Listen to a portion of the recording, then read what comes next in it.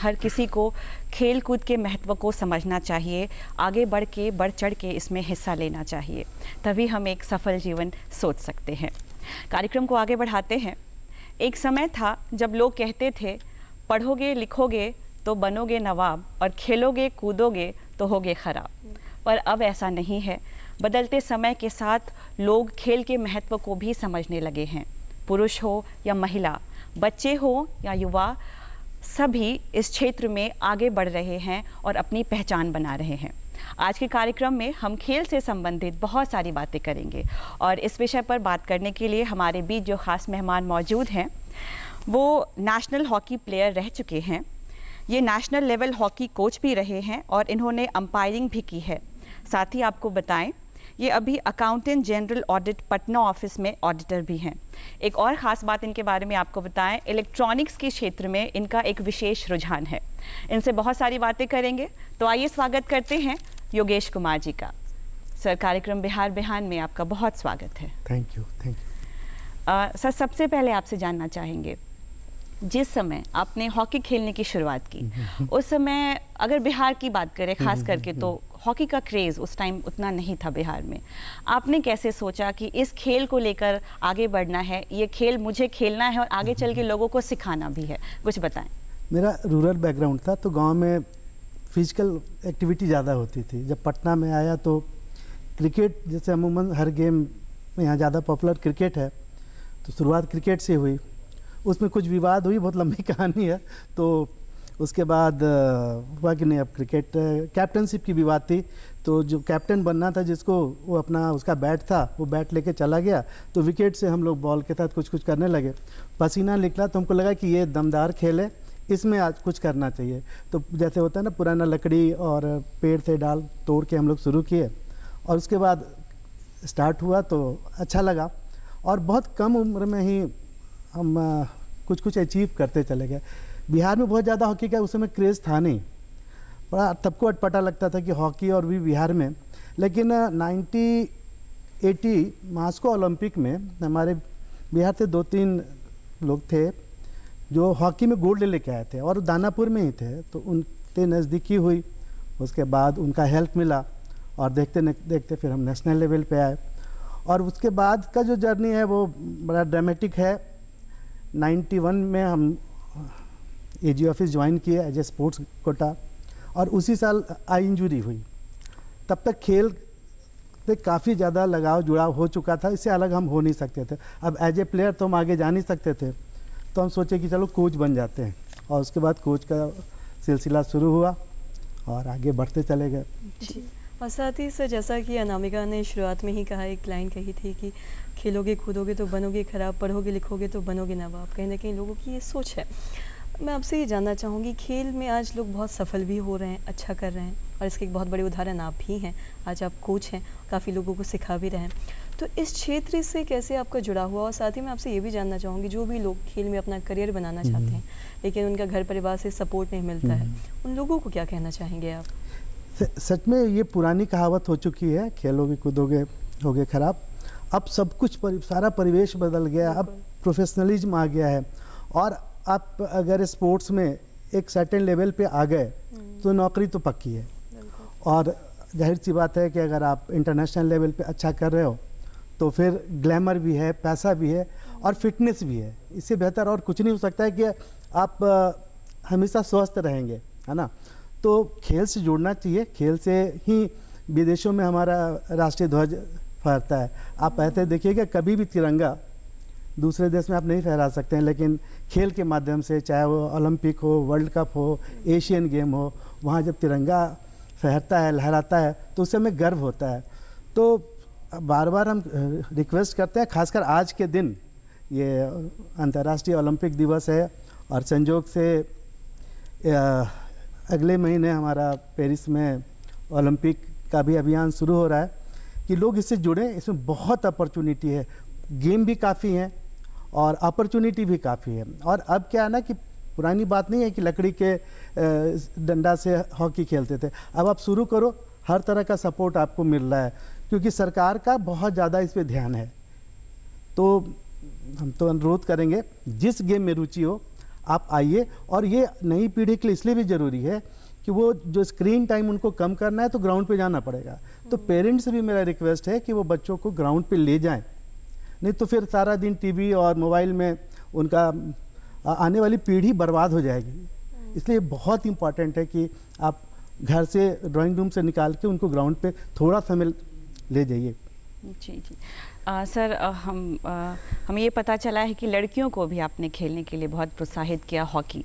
Sir, ये आसान नहीं है क्योंकि हाँ। अभी भी बहुत सारी जगहें ऐसी हैं जहां लड़कियों को खेलने के लिए रोका जाता है, घर के दायरे से बाहर निकलने से उन्हें रोका जाता है। तो ये काम आपके लिए कितना चैलेंजिंग और बहुत मुश्किल रहा? चैलेंजिंग था उस समय। बिहार में ये सबको पता है लॉ एंड ऑर्डर बहुत अच्छी नहीं थी। मैं बात कर रहा हूँ 93-94 के आसपास। और उसी समय हम पटना में एक गर्ल्स स्कूल है, government girls high school Shastri Nagar, वहाँ पे चूँकि इंफ्रास्ट्रक्चर था, ग्राउंड था, शुरू किए तो बड़ा मुश्किल था वो सफ़र। पेरेंट्स के पास जाना पड़ता था, उनको समझाना पड़ता था, उनको ये भी कन्विंस करना पड़ता था कि नहीं, इनका पढ़ाई डिस्टर्ब नहीं होगा। और उस समय एक और चैलेंज ये थी कि चूँकि बहुत लोअर मिडिल इनकम ग्रुप की लड़कियाँ थी, बच्ची थी, तो उनको प्रॉपर डाइट नहीं मिलता था, रेस्ट नहीं मिलता था। तो ये तो बहुत सारा चैलेंजेस था। तो जुनून था, कोशिश करते गए। और उसी बीच उनके डाइट और रिकवरी के लिए हम योगा शुरू किए बिहार स्कूल ऑफ योगा मुंगेर के सहयोग से। और देखते देखते वो टीम इंडिया की टॉप 3 टीम में पहुंच गई। और ये बोलते बहुत गर्व होता है कि वहाँ से काफ़ी लड़कियाँ आज नेशनल लेवल पे अलग अलग जगह जाके जॉब कर रही हैं। और नेशनल लेवल पे तो काफ़ी अच्छा इन लोगों का परफॉर्मेंस रहा। और खुशी होती है कि अगर एक साधारण परिवार की बच्ची गवर्नमेंट जॉब में आ जाए तो पूरा परिवार बदल जाता है। ये अच्छा लगता है। सर, अगर गेम्स की बात करें तो जहाँ पे क्रिकेट, बैडमिंटन, इन तरह के खेलों का इतना प्रचलन है, इतना पॉपुलर है, वहीं हॉकी की लोकप्रियता अभी भी उतनी ज़्यादा नहीं है। तो सर, ऐसे में इसका कारण क्या है? सबसे पहले तो हमें ये बताएं, और साथ ही हमें ये बताएं कि इसे बढ़ावा देने के लिए आप अपनी तरफ से क्या कोशिश करते हैं? देखिए, सरकार अपने लेवल पे काफ़ी सहयोग कर रही है, तो संघ को थोड़ा सा इस पे एक्टिव होना पड़ेगा, ग्लैमर लाना होगा, पैसा लाना होगा। और साथ में इसमें मीडिया का भी सहयोग बहुत ज़रूरी है। अब ओलंपिक का है, हमारी हॉकी टीम क्वालिफाई कर गई है, लेकिन आप देखेंगे तो उनको बहुत छोटा सा जगह मिलता है। और खेल सब बराबर होता है, लेकिन कुछ खेलों को, मैं नाम लेना नहीं चाहता, हम लोग बहुत ज़्यादा प्रमुखता देते हैं जी। आप एक चीज़ आप ध्यान दीजिए कि वैसा कंट्री जो ओलंपिक में अच्छा कर रहा है वो क्रिकेट नहीं खेलता ज़्यादातर में। अगर खेलता भी तो एक सर्टेन लेवल तक है। तो अगर आपको ओलंपिक खेलों में आगे बढ़ना है तो सारे खेलों को इक्वली आपको वेटेज देना होगा, तभी ये संभव है। क्योंकि हमारे यहाँ क्या ना, छोटे छोटे बच्चे टीवी देख रहे हैं, उससे बहुत ज़्यादा उनके ऊपर प्रभाव पड़ता है। तो टीवी पे जो गेम आ रहा है वो वही खेलना चाहते हैं। तो जब सारा देश, सारा हर मैदान में एक खेल हो रहा है, तो ओलंपिक में जब हम लोग, ओलंपिक का समय आ गया तो हम लोग उसमें गोल्ड मेडल और मेडल की उम्मीद करते हैं। तो प्लेयर आसमान से नहीं आता है, ग्राउंड से निकलता है। तो ग्राउंड पे कुछ खेलों का ज़्यादा पॉपुलर है, जिसका खामियाजा बाकी खेलों को मिलता है। जी, तो जी। सबको प्रोत्साहन दीजिए, सबको जगह दीजिए, तो इसका फ़ायदा मिलेगा। बहुत खूबसूरत बात कही सर ने कि हर गेम को प्रोत्साहन मिलना चाहिए, आगे बढ़ाना चाहिए, तभी उसका फ़ायदा नज़र आएगा। अब सर, एक प्लेयर की लाइफ स्ट्रगल से भरी होती है, उन्हें बहुत सैक्रिफाइसेस करने होते हैं, बहुत मेहनत करना पड़ता है। आप कोच भी रह चुके हैं, तो एज अ कोच आप उन्हें कैसे मोटिवेट करते हैं? क्या आपकी रिस्पॉन्सिबिलिटी एज अ कोच क्या बनती है उन्हें आगे बढ़ाने में? देखिए, उन्हें मेरा motivate तो करने सबसे में? पहला फोकस था पढ़ाई। जी। आप देखिए मेरे केस में, देखिए ये तो होता है कि अगर आप प्रोफेशनली किसी गेम को अगर चूज़ करते हैं तो उसमें समय काफ़ी चाहिए होता है, तो पढ़ाई थोड़ा सेकेंडरी बन जाता है। अब मेरे केस में अगर हम मेरा इंजरी जॉब के अगर पहले हो गया हो, फिर मेरे पास क्या ऑप्शन था? स्पोर्ट्स ग्राउंड पे तो हमारी अपॉइंटमेंट होती नहीं। तो हम सारे प्लेयर्स को ये कहते थे कि आप पढ़ाई पे भी इक्वली ध्यान दो, कि अगर इसमें कोई इंजरी हुई, कोई प्रॉब्लम हुई, या जो मेरा टारगेट वहाँ तक नहीं पहुँच पाए, तो मेरा दूसरा बेस भी तैयार है। चैलेंजेज है, बहुत कुछ सेक्रीफाइस करना होता है आपको। टीवी, मोबाइल, फूड जो है, फास्ट फूड वगैरह से काफ़ी दूर रहना पड़ता है, प्रॉपर रेस्ट लेना पड़ता है। बट है कि अगर मोटिवेटेड हैं आप, आपका एक लक्ष्य साध लिए हैं कि हाँ वहाँ तक पहुँचना है, तो बाकी सारी चीज़ें सेकेंडरी हो जाती है। तो मेरा क्या था ना कि फिजिकल पे तो बिना फिजिकल फिटनेस का स्पोर्ट्स होता नहीं है, लेकिन मेरा मेंटल फिटनेस पे ज़्यादा फोकस था, और जिसके वजह से खिलाड़ी मोटिवेट होके अपना जो उनका एबिलिटी उससे ज़्यादा अच्छा परफॉर्मेंस करते थे। सर अभी आपने फिजिकल फिटनेस और मेंटल फिटनेस पे भी बात की है। किसी भी खिलाड़ी के लिए बहुत ज़रूरी है शारीरिक रूप से फिट रहना और मेंटली रूप से भी फिट रहना, जैसा कि आपने बताया। इसके लिए सबसे जो ज़रूरी है वो है डाइट भी कहीं ना कहीं बहुत ज़रूरी है स्वस्थ रहने के लिए। और साथ ही सर मैं आपसे इस बारे में तो जानना ही चाहूँगी कि आप कोच हैं, आप ये बेहतर बता पाएंगे कि डाइट किसी भी खिलाड़ी के लिए कितना ज़रूरी है। और साथ ही साथ सर हम ये भी जानते हैं कि हर साल हम 23 जून को अंतर्राष्ट्रीय ओलंपिक दिवस भी मनाते हैं, जो कहीं ना कहीं एकजुटता का भी जश्न मनाता है, जिसमें सारे खिलाड़ी एक साथ आते हैं, खेलते हैं, अपने अपने देश को भी प्रेजेंट करते हैं। तो ये इस दिन को मनाने का उद्देश्य क्या है, इस बारे में भी आप बताएं। देखिए 23 जून 1894 को कुरबटन साहब जो ओलंपिक के जनक माते हैं, उनका जन्मदिन है, और उसी दिन से ये अंतर्राष्ट्रीय ओलंपिक डे मनाया जाता है।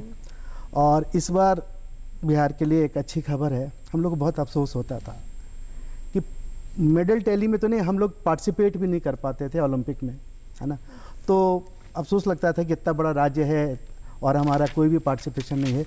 इस बार जो हमारी विधायक हैं श्रेयसी सिंह, वो काफ़ी लंबे समय बाद ओलंपिक में पार्टिसिपेशन हो रहा है, और उम्मीद करते हैं कि कुछ मेडल भी अगर वो ले आएँ तो सोने पे होगा।